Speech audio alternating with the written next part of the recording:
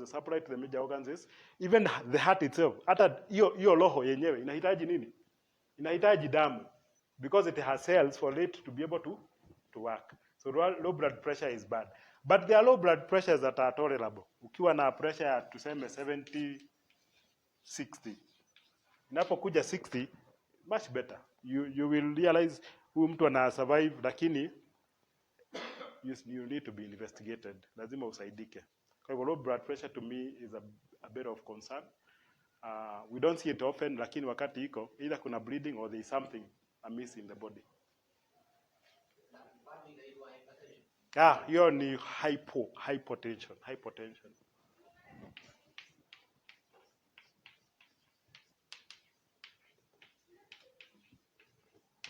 Inaitwa hivyo.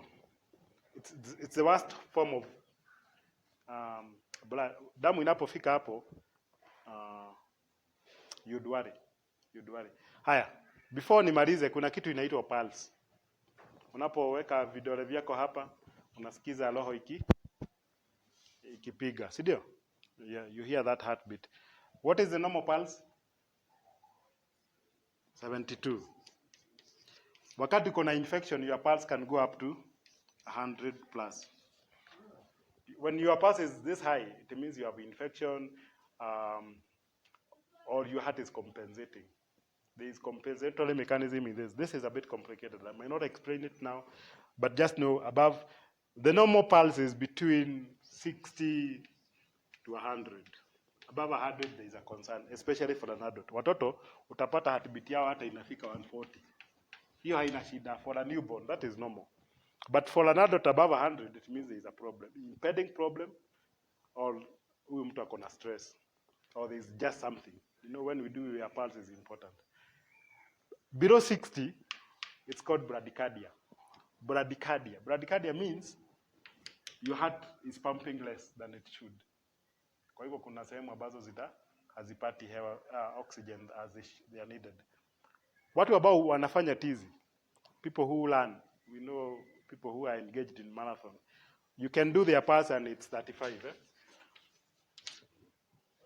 Yes, you can do their pulse, it's 35. Unapopata iko 35, this is a normal pulse. Yani roho yake imezoea kupiga to the extent hata ikipiga 35, it's supplying every organ. But for you and me, if it's 35, this is danger. So that is a phenomenon. Anyway, there's a lot of surprising details about our physiology. Vile Mungu ametuumba na njia ya ajabu. Unapoangalia mwili wako, unapoangalia circulation, that is only one system. And one system can tell you that God lives. Unapoangalia sehemu damu inavyozaba kwa mwili, it is enough to tell you that God is a master design. Because where does blood come from? Kutoka huo mwili wako. Kutoka chakula ambacho unakitumia. Unaweza kuwa na damu nzuri, unaweza kuwa na damu nyingi. What is your HB? Nani anajua HB? Hemoglobin level. The normal hemoglobin level for a man is 13 to 18. Unapoenda pale upimo HB waambiwe 13 to 18, you are good. Below 13, you need to replace your hemoglobin. Na chakula pia kinatumika. For ladies, it's probably 12 to 16. Na ladies tunapoongea juu ya pressure, ladies tend to pressure yao inapadaga wakati wa pregnancy because of demands and all that, but we will not discuss that today. Lakini hemoglobin is also important. It shows kama chebe zako za mwili zinaweza kusupply damu katika mwili wote. Swali, nimefika hapo. Gechero, you had Lazarus. You had a question.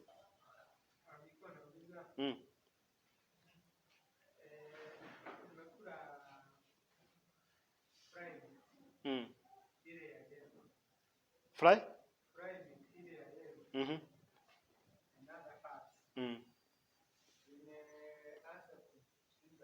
Mishipa, yeah.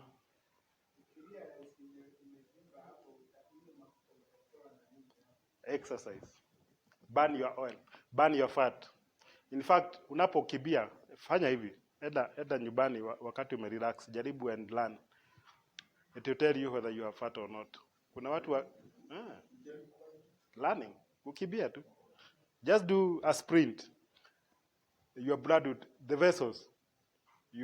Ama venye utahema itakwambia kama uko na mafuta katika mishipa yako. That is the simplest way to know. By exercising, you are able to know. Not just exercising.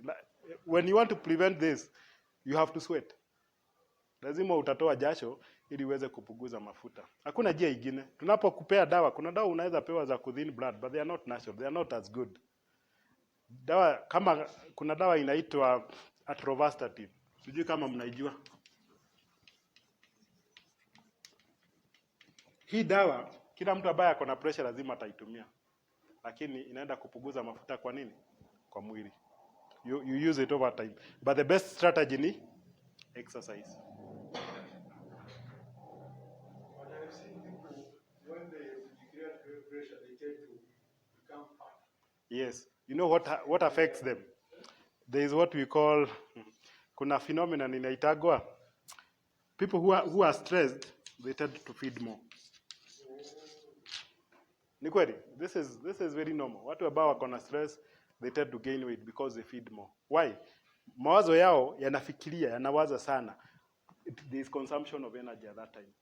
Unapoweka mawazo yako kufikiria, you're burning, you're using a lot of it also requires energy. So you find you're getting hungry easier. You find comfort in eating. So that is a phenomenon that should be overcome. Si watu wengi ambao wakiambiwa, watu ambao wako stressed na hawakuli ni wachache. Wengi wakipata stress wanajipata wanakula mara kwa mara. And be disciplined with your diet. Unapotumia chakula, kama umetumia chakula asubuhi, avoid those snacks za saa 4, saa 5, hizo chai ambazo watu wanakunywa. Avoid.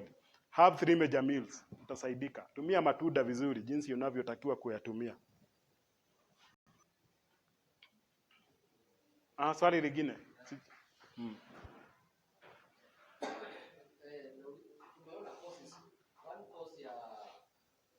Pressure, high blood pressure.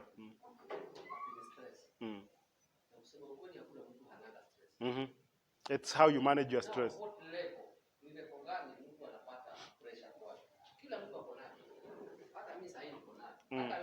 Ni kweli, sikatai. We cannot determine the level that causes pressure because there are other factors at play. Unapoongea juu ya stress is only one factor. It's only one factor among many factors that can cause high blood pressure. The biggest contributor is not even stress, it's diet. This plays almost like 50%. People who have blood pressure, 50% is contributed by their diet. So pressure adds maybe 10%. Stress adds maybe 10%. But it's also very significant the kind of stress you have. Kuna watu ambao tunapoishi, kuna mambo ambayo yanawasumbua. Hasa watu ambao wako katika jamii. Kama mtoto wako, mtu ambaye umejaribu kuongea na yeye aache jambo fulani, anakataa kuacha. You are likely to have constant stress. Na hii stress si stress rahisi to deal with. There are stresses that are easy to deal with, si ndio? But marital stress are not easy to deal with. Family issues are not easy to deal with. So you might have to stay in that level side of stress. Unakaa kwa muda mrefu. Kwa hivyo hiyo over time inakuwa a bigger contributor of your hypertension. And the reason why we discussed stress was adrenaline. Hii hormone inapotolewa, inatoka kwa adrenal glands, inapotolewa, you are likely to have that fight and flight mode. Uliza. Hiyo ingine inatumika. Yes. Sasa hiyo ingine itatolewa hapa bado. Itabaki kwa mwili. By the way, do you know what? Man only uses a quarter of his kidneys. Only a quarter. Kidney moja tu, you only use 1/4. Your God has created the second kidney is like you don't need it. You can live with 1 kidney. It's a spare. Yes. Marvelous. Because the kidneys are the most important in your body, much as the heart is important. If your kidneys break down, your system will break down. Watu ambao wanakuja dialysis, most of them, they do it for 3 years. Sijui kama unajua hivyo. Within 3 years, kama utakuwa umepata figo, if the transplant will not have been done, you start deteriorating. You start going down. A lot of patients will die on the dialysis machine unknowingly. Yes, they will die on the dialysis machine unknowingly. ambao wameishi sana. So within 3 years you have a span of looking for someone who can give you. Na unaweza peana kidney yako na bado uendelee kuishi maisha ya kawaida. It's not scary. You can give.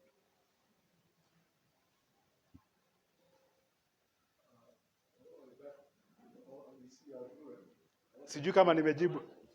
Uliza. Amen. Amen. Stress. This was a research done, and they had points that there are things which cause a lot of stress. Like, for example, if you lose your job, if you are facing a divorce, if you are very close, dies, yes. You are very close, they die. If all this happen at the same time or the same day, then the next day you have hypertension. There will be nothing about it because the points you have exceeded the points required. So you have exceeded the points. So there are those things which actually come and you bring you stress and you can do nothing about it. Because you have lost a job, that's stressful enough. Maybe something out of your control. Your wife don't want that because you don't want it, something out of your control. Or your friend or your child died or something. Goes like that. Something out of control. So but they impact more on those people who already have issues, which they have controlled, they did not. Like your diet, lifestyle, and all that. They had issues, they could have controlled it. They didn't. They are attacked now from outside. They are gone. But those ones who are ready and have maintained themselves well, they are able to tackle this thing without shooting, hypertension shooting. So it is good to control what you are able to control, so that the outside, the external, you are able to. It's like shock absorbers. You have good shock absorbers. So you are. That's what I wanted. Thank you. Yale ambayo ameongeza ni ya muhimu. Ya kwamba sisi tuko na control ya diet. It's causing like 50%. We have that control. Kuna mambo mengine ambayo hatutakuwa na control kwayo, lakini diet being the major one, tukishai master. Yes, lesser hizo zote. Tukisha master hiyo lifestyle, we become much more able to handle the external absorbers, shocks that will come along. Nataka kufikisha hapo juu ya masaa. Sijui kama kuna swali lingine, uliza.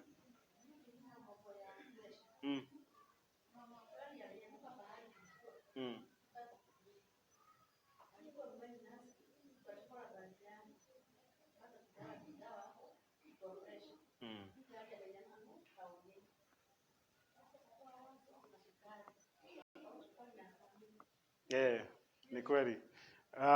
Kuna jambo ambalo tunafaa tujue na nilisema ya kwamba unapoona pressure, diabetes is not far away. Most likely unaanzaga na diabetes unaenda pressure, because diabetes ni extra mass ambayo uko nayo ama umepata mwili mkubwa, so the blood has to adjust to pump blood. Unapoona mtu amezimia, jambo la kwanza hata sio pressure. Pressure ni kweli ni sawa, lakini ni sukari. Sukari ndio inakuwaga either iko chini zaidi ama iko juu sana. Next time tukikutana tutaongea juu ya sukari, lakini they are cousins. Hypertension and diabetes are related. Ukipata moja, usipo manage, you are likely to be on the other one. Kwa hivyo swali nzuri, observation nzuri. Na tujue ya kwamba watu ambao tuko na wao, this is a silent killer. A lot of people are working with hypertension. A lot of people today, because of ukiangalia levels za stress hii dunia zimekuwa wapi? Zimekuwa juu. Watu wengi wamepoteza kazi over the last 1 year, si ndio? Hawana income, families have broken down. So unapata kwamba a lot of people are carrying a lot of mambo mengi na yana affect pressure yao. Kwa hivyo unapokuwa ukipata mtu ambaye ana mawazo mengi, vizuri mtulize. Msomee Biblia. Tuangalie katika kitabu cha Proverbs. Proverbs 17:22. Tusomee hapo. Mwingine atoe kitabu cha Proverbs 31 verse 17. 17:22.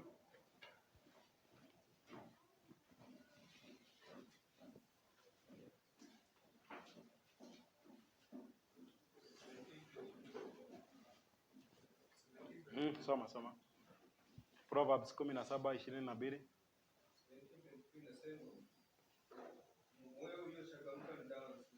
Moyo uliochangamka ni dawa nzuri.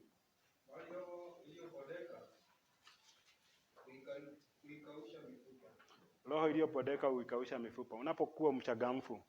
And I know hakuna kitu ambacho kinatuchangamsha kama kujua nani? Kristo. As Adventists, we should walk proud and knowing that we have someone who takes care of us. By even revealing himself to us, we are privileged. Tunapotembea tusiwe tunakuwa depressed. There is nothing that solves our problems more than Jesus will ever do. Yesu amesuluhisha mambo yetu yote. Bila kwamba tunapokuwa watu ambao wamemwamini Mungu, sio watu wa kuhuzunika, bali ni watu wa kushangilia. So that joy should come from the heart.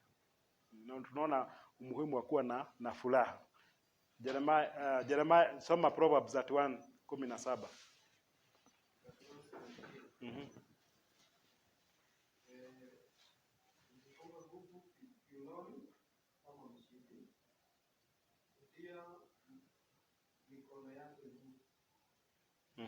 What does it? Let me read it in English. Yes, working.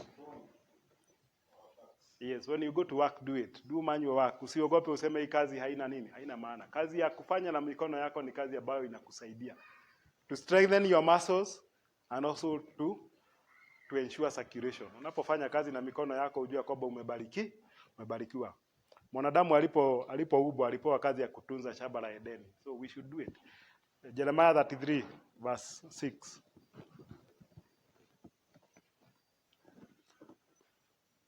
Mwingine atufuge na 1 Timothy 4:8. Jeremiah 33:6.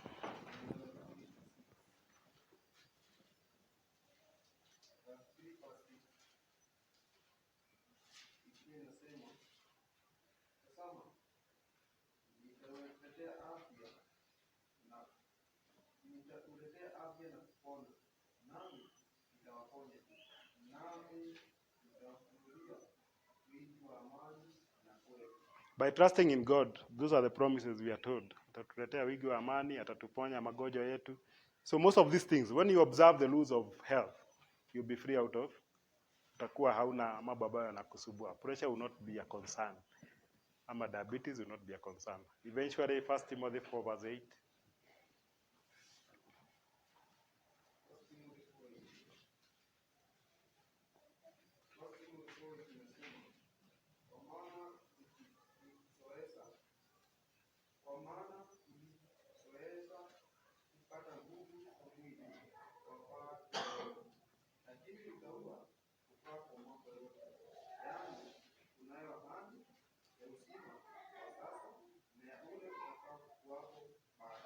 Kujizoesha kupata nguvu za mwili.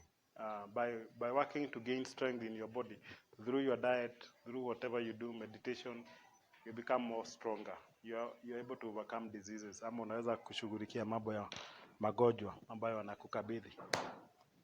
Nataka nifike hapo. Kama kuna maswali ambayo mngetaka kuniuliza, mnajua namba yangu, mnajua mahali mtanipata. Ni vizuri tuzidi kujifunza pamoja. Na pia tusaidie wengine ambao wako katika hizo hatari. Tunapojua huu ujumbe, let us talk to others. Hasa mambo ambayo ni ya chakula. Chakula bora, kutumia chumvi iliyo nzuri.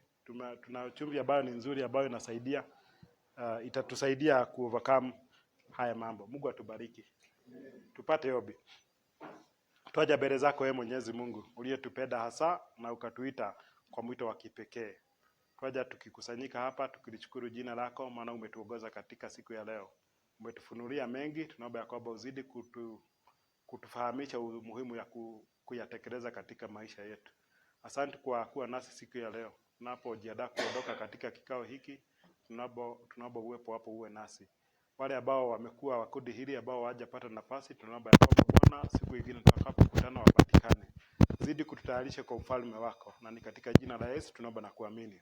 Amen.